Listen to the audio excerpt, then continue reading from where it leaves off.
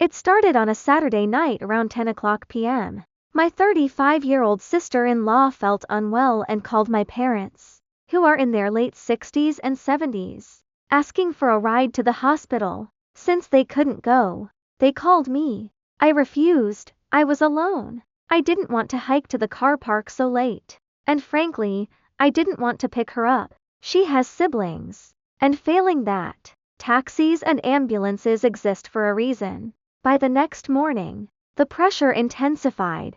My mother asked me to go to the hospital to act as a carer, common practice here where family helps with daily needs. Apparently, my brother had asked her to relay the request because his wife's own sister is unreliable and demands payment for such favors. I told my mother I had plans, which was the truth. When my parents returned from their visit, the guilt tripping began.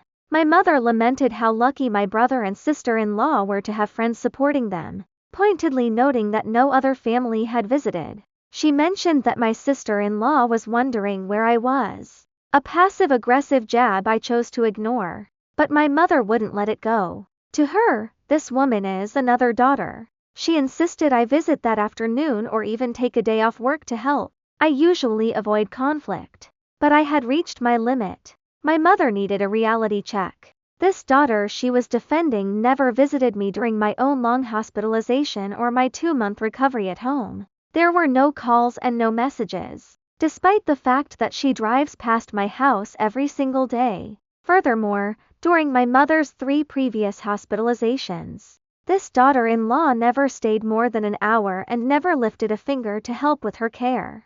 I reminded my mother of her own golden rule: if someone shows you kindness, repay it. If they ignore you in your time of need, do the same. I'm not being resentful, I'm being reciprocal.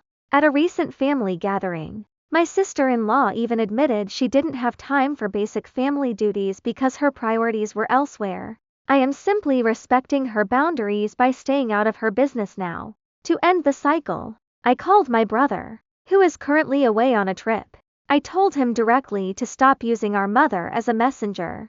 I made it clear, I am not visiting his wife. I have no obligation to do so. And the only reason I remain polite to her at all is out of respect for our parents. Am I the asshole for finally mirroring the energy she has given me for years?